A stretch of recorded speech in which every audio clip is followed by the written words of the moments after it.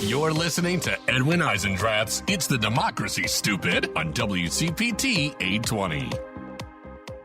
All right, everybody, welcome back. Brian Finucane is a senior advisor with the U.S. program at the International Crisis Group, an editor with Just Security in another era. He served us as an attorney and advisor in the U.S. State Department. Brian, thank you and welcome. Good to join you. So, I'm going to call it a war. This war in the Middle East is going south rapidly. But Donald Trump went on TV and he took, he gave this national address. He told us they had no air defenses. And since then, 2 planes have been shot down. We have a pilot missing somewhere in Iran. He's just lying to us about this war. And you've written that he isn't just lying to us, he's waging it illegally. And I want to talk about this war, and I want to talk about Venezuela. One seems more of a violation of U.S. law, the other more a violation of international law. Both of them seem out of place, and I'd love you to help us understand the context. Sure. So this is a war, and the administration refers to it as such when they can't catch themselves and try to remember their talking points. And the president himself has repeatedly referred to it as a war. So your listeners may recall that under the U.S. Constitution, Article 1 gives to Congress the power to declare a war and related authorities over the use of military force. Article 2 makes the president the commander-in-chief. Now, the framers of the Constitution understood that as commander-in-chief, the president would have some limited authority to use force unilaterally, and that was to repel sudden attack, right? And that was confirmed by the U.S. Supreme Court during the Civil War and the prize cases. But what is taking place here with respect to both Venezuela and particularly with respect to Iran is that President Trump has used military force without prior authorization from Congress. That is, he did not receive a declaration of war from Congress or an authorization for the use of military force with respect to military action against either country. And there's a very important link between the two in that President Trump launched this war of choice against Iran because of the tactical success of his intervention in Venezuela in January. He was riding a sugar high, and he wanted to reproduce that. He wanted another quick win, another military spectacle, another decapitation strike, and to replace the leader of Iran, like, as he did in Venezuela, with someone more pliable. And he's referred repeatedly to trying to replicate the Venezuela model in Iran. It's so shocking to me. I mean, when you think about the contempt of Congress that he's shown, I mean, presidents have taken us to war with minimal congressional support. I mean, I think Jefferson didn't have Congress's support for the war against the Barbary pirates, right? I mean, we've done this a lot, but mostly we've stuck to the script that the guys who founded the country, because of their experience with the king, they knew that letting one man tax everybody for the cost of a huge war and send their kids to die in a huge war without asking them, is it okay, is a tyranny, is an absolute path to tyranny. And that's what this guy's done. I mean, it's costing us $1.5 billion a day. And people now, 13 are dead. Hundreds Americans are injured. And in our name, he's promising war crimes. These are war crimes he's promising, aren't they? If some of the bluster that he has issued on social media is actually implemented, yes, they would amount to war crimes. The threat to attack all of Iran's power plants, that would amount to a war crime. I can get into why in a moment, but I think it is worth unpacking something you just said. Yes, very much so. The framers of the Constitution gave the power to declare war to Congress in order to prevent one man from taking the country to war on a whim. The war was intended to require public debate and deliberation by people's elected representatives, because it was one of the most consequential decisions a nation could make, whether to expend this blood and treasure. And that was a deliberate departure from the English system in which the king could declare war. Okay. Right. And so this has completely turned the constitutional scheme on its head. Now, even Jefferson, drew a distinction between offensive and defensive operations Hmm. against the Barbary pirates.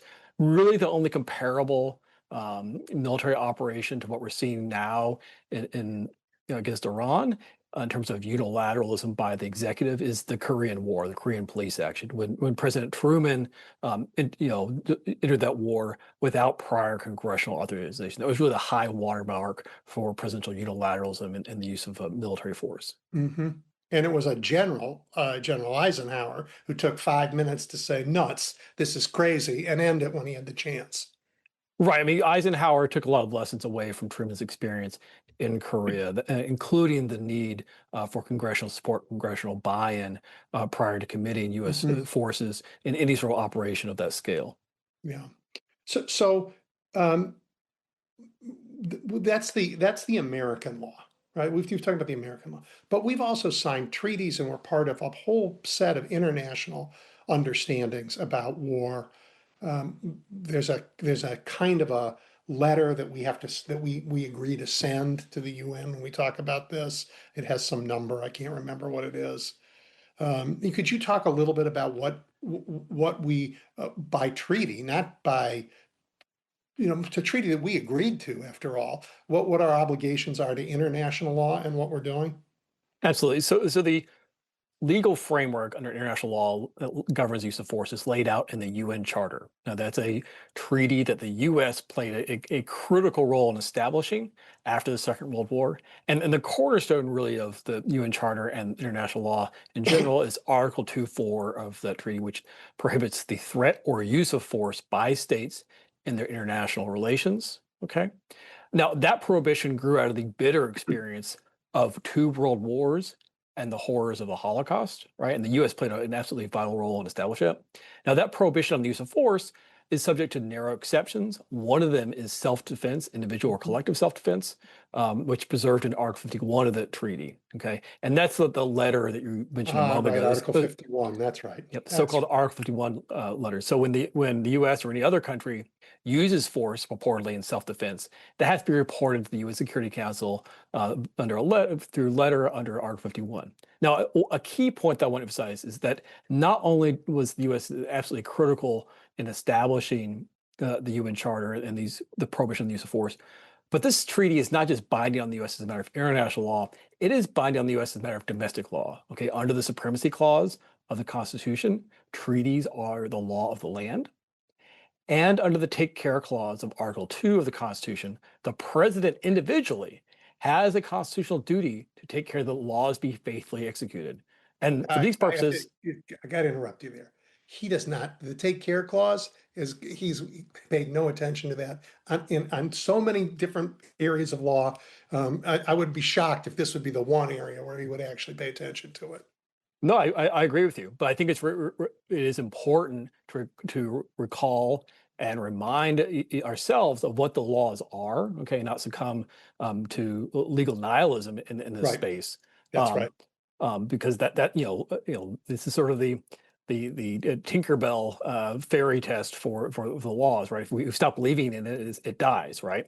And so for the purpose. Bonding. Yeah. Yes, and so if we succumb to that sort of nihilism, then it's self-fulfilling. Then of course the laws won't matter anymore because no one will believe in them. But he does have that obligation. Yep. Absolutely. So just as he has the obligation to take care of the U.S. Constitution and federal statutes are faithfully executed, he has an obligation to see that treaties are faithfully executed. And I really want to emphasize this point because that's regardless of whether the courts could ever enforce them. Because there's a whole, as we're discovering now, there's a whole raft of laws from the Constitution, federal statutes, and treaties, which the courts are almost never going to weigh in on, right? For a whole variety of reasons. Mhm. But the president is still constitutionally obligated to see that they are faithfully executed. Yeah, the remedy for that is, of course, impeachment. That's the one. That's the remedy for not following when the president is lawless. It's a remedy that we may never be able to use, but that's the one that's in the law. So, did we send a notice, an Article 51 letter about Iran? Yes, more than a week after the U.S. Intervention began, the U.S. Operation Epic Fury began on the 28th of February, and then more than a week later, the U.S. did submit a letter to the United Nations. It was not particularly persuasive, not persuasive at all, in fact, in terms of the legal justification advanced for the operation. Happy to get into why that is. Yeah, I'd love to hear what we said. I mean, it's more than we told the American people. So I'd be interested to know what he had to say. So it was, well, first off, it's notable that how late it was. When I was at State Department, I used to help prepare these things, and we'd be working on these, basically in the lead up to military and any sort of military intervention, or in the immediate aftermath, and would typically get them to the Security Council in short order. This arrived, like I say, more than a week later. The letter advances a number of sort of justifications under international law for the U.S. attack on Iran. Claims that the U.S. Is acting in collective self-defense of Israel. It claims that Iran poses an imminent threat to the United States. And it also says that for a number of years that the U.S. and Iran have been in an ongoing armed conflict. Now, one of the real problems here is that in order for self-defense to be lawful, it has to either be your response to a prior armed attack, that you're responding to having previously been attacked, or in response to imminent threat of such an attack. And the letter doesn't really make the case for either of those. Doesn't explain what supposed attack either Israel or the United States suffered prior to this war, or what imminent threat Iran posed either to Israel or the United States. Right. I mean, Iran has been a bad actor on the world stage. They're not, by the way, the only bad actor on the world stage, but they have been a bad actor. But that isn't a legal cause for war.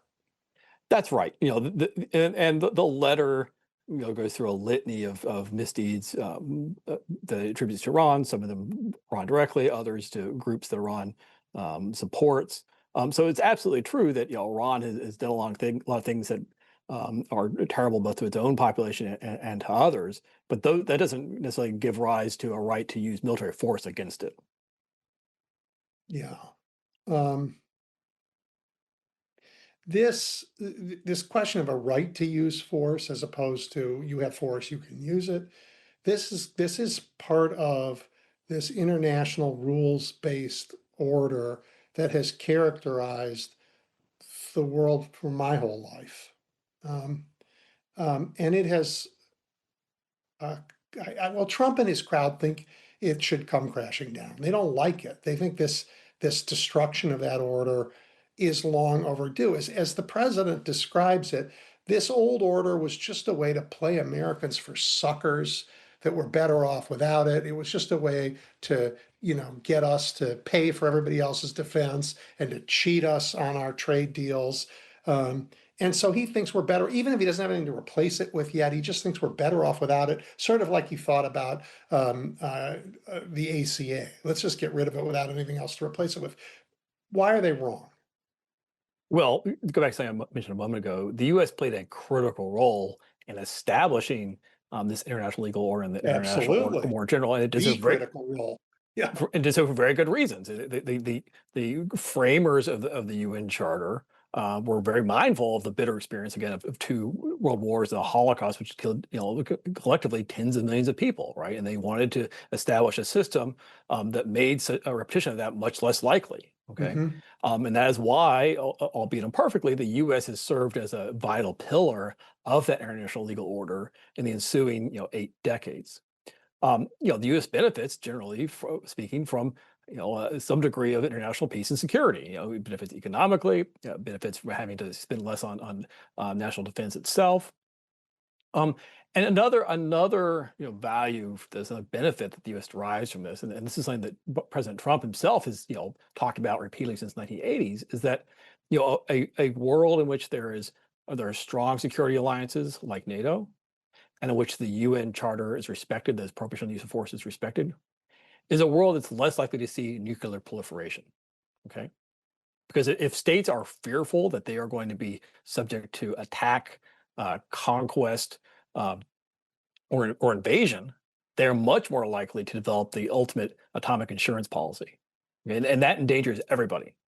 And so the U.S. has long had a strong interest in promoting nuclear nonproliferation, undermining NATO, undermining other U.S. defense alliances, and undermining the prohibition of the use of force by attacking countries illegally, like in Iran. That is a recipe for nuclear proliferation. Yeah, I guess I wasn't going to go there, but I think it's fair to talk about that. So right now there are I forget how many, 14 countries that we know of that have nuclear weapons. It's something like, I don't remember precisely. But there are a lot more that have been talking about it. I mean, in the Middle East, now you have Saudis saying, look, you can't control Iran. We can't count on you to protect us anymore. Look what's happened. We need this weapon. Um, uh, uh, uh, I don't know if India is one of them now. India wants one. Um, I mean, all over, and the science isn't that hard. And there are plenty of bad actors out there who will sell. I mean, when I think of, I'm sorry, I'm being inarticulate. When I think of what the United States did at the fall of the Soviet Union to stop nuclear proliferation, we not only pushed Ukraine into a deal where we said we would protect them if they give up their weapons, a deal we haven't honored. Um, uh, we went and found all the scientists and employed them, here in U.S. schools, so they wouldn't be searching for a paycheck from a rogue government. We really worked very hard to keep the world safe.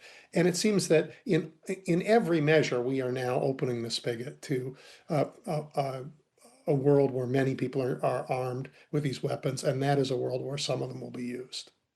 Yes, it definitely increases the likelihood of use in battle of a nuclear weapon, the more countries that possess it. And I will say in my conversations with U.S. government experts in nonproliferation going back a year, so before this current war, they were already warning of the risks that Poland, Japan, and South Korea would Right. seek to develop nuclear weapons because of their concerns about the reliability of U.S. Security guarantees, right? Yeah. Um, and so, but after this war, the likelihood that Iran now actually pursues a nuclear weapon goes up dramatically, right? I think the general sense is that the U.S. intelligence community view was that Iran had not yet made a decision whether to go for a weapon. They were a nuclear threshold state, but they had not yet made a decision to go for a weapon. Well, now having been attacked twice, okay, in the space of the last year, their decision making and its infrastructure may have changed somewhat. Because they can look at North Korea and say, why, they got one, so they're not being, right. They don't have to go through this. So they may well be inclined again to acquire the ultimate atomic insurance policy, since being a nuclear threshold state did not serve as a deterrent. Have you ever seen any intelligence? I mean, the claim that the president has made, the claim that Bibi Netanyahu has made, is that if Iran has a nuclear weapon, they will use it as fast as they possibly can to take Tel Aviv and all its population off the map. I don't want a nuclear armed Iran, but I want to ask you if there's any evidence that if they got one, instead of using it for deterrence, they would use it offensively and as fast as possible. I mean, we're sort of in the realm of speculation here, but that sort of scenario assumes that whoever is in Tehran in charge of a future potential nuclear arsenal is suicidal, because the immediate response, if to an attack upon either Israel or the United States or any other nuclear armed state, would be retaliation. So that seems somewhat far fetched. Far more likely would be it seems like the scenario in which it would be used as a deterrent. And like again, North Korea. and again, we had a arrangement in place up to 2018 that put limits and constrained Iran's nuclear program with an aim to preventing them from acquiring a nuclear weapon, and that was the Iran nuclear deal, multilateral deal that hashed out by the Obama administration. And of course, President Trump tore that up. Well, let's talk about that, because when I talk about it with people, the reaction from many is, oh, they were cheating all the time. You don't they were just cheating. They would have had a weapon in no time. Is that response completely without evidence? Is that like saying Donald Trump won the 2020 election? I mean, is it just made up, or do we know they were cheating? No, there's no evidence for that. And I think it's really important to emphasize is that as part of that deal, there were inspections. The IAEA was inspecting their sites, monitoring their sites. Okay. Um, Following on from the 12-day war last year, okay, there have been no inspections. No Okay. inspection. So we do not have the visibility that we had, before the war, while the Iran nuclear deal was in place. And so that's a much riskier place to be in. How do you imagine in a world where we have a different administration in the future, we can begin to repair the broken trust with our allies? NATO has said, look, we went through this once. You put them back in power a second time.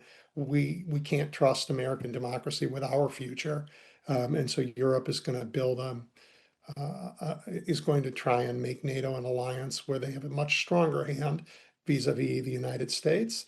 That may be okay for the United States. It may not. I don't know.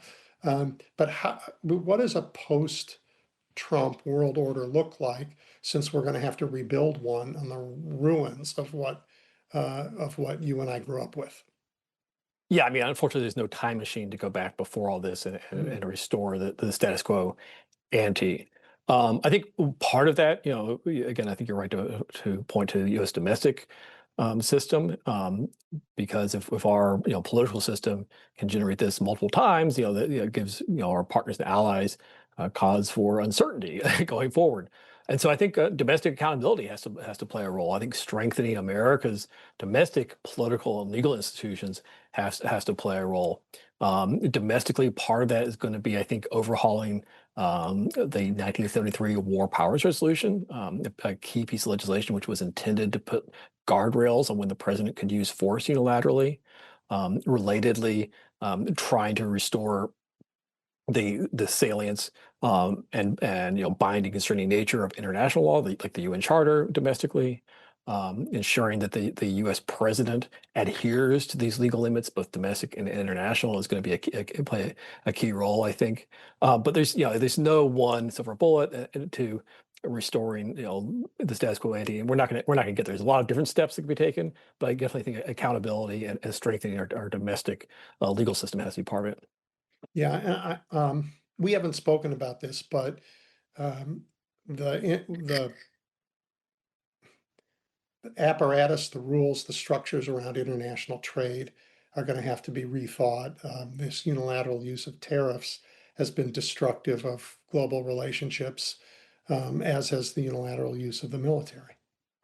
That's right. I mean, during the Biden administration, there were a variety of framework statutes proposed that would overhaul a range of national security authorities. The War Powers Resolution being one, but also with respect to the invocation of national emergencies, which has provided the predicate for some of these tariffs. Okay, under the law known as IEPA.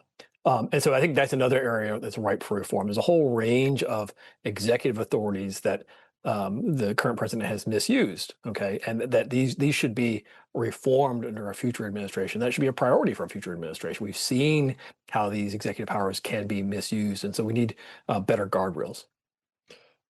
Where, for people who want to follow this conversation more and understand it better, where do they go? Where do they find the work? I mean, like Just Security is certainly one spot.